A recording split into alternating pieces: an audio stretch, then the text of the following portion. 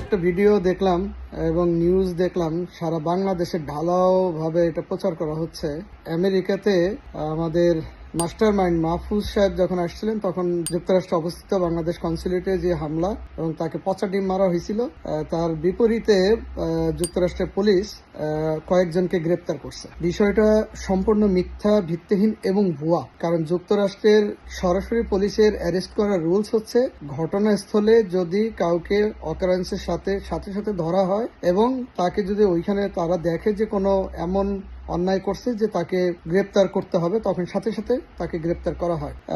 যদি মামলা হয় যে আইনি প্রক্রিয়ার মধ্যে যায়, তখন এটা অনেক তদন্ত সাপেক্ষে কোর্ট থেকে রায় হওয়ার পরে তারপরে তাদেরকে গ্রেপ্তার করা হয়। এটা হচ্ছে আমেরিকার রুলস। এবং এটা না জেনেই বাংলাদেশের অনেক পত্রিকা সহ এইখানকার কিছু সোশ্যাল মিডিয়ার অ্যাক্টিভিস্টরা প্রচার করছে যে এইখানে অনেকেরই গ্রেপ্তার করা হয়েছে। আপনাদেরকে আমি নিশ্চিত করতে পারি একটা লোকও গ্রেপ্তার হয়নি এবং গ্রেপ্তারের সিস্টেমের মধ্যে এটা পড়ে না। এটা মিথ্যা এবং বানোয়াট। এইটা ভয় ভীতি দেখানোর জন্য, নিজেদেরকে আশ্বস্ত করবার জন্য এই কাজটা করছে। কেননা ডক্টর ইউনূস যাদেরকে নিয়ে আমেরিকাতে জাতিসংঘের এই অধিবেশনে যোগ দিতে আসছেন, তারা এখন ভীত শঙ্কিত এবং তারা এখন মনে করে যে এরকম একটা প্রচার যদি করা যায়, অ্যাটলিস্ট যদি আওয়ামী লীগের নেতাকর্মীরা যারা এখানে তাদের বিপক্ষে অবস্থান নেবেন তারা যেন একটু ভীত সন্তুষ্ট হয়, সেই জন্য আসলে এটা প্রচার করা হচ্ছে। কিন্তু বিষয়টা হচ্ছে এরকম যে আওয়ামী লীগের নজিরবিহীন প্রস্তুতি এইবার, এবং এমন ভাবে প্রস্তুতি নিছে তারা যে বাংলাদেশের এই 18 কোটি মানুষের পক্ষে একটা শক্তি সঞ্চার করে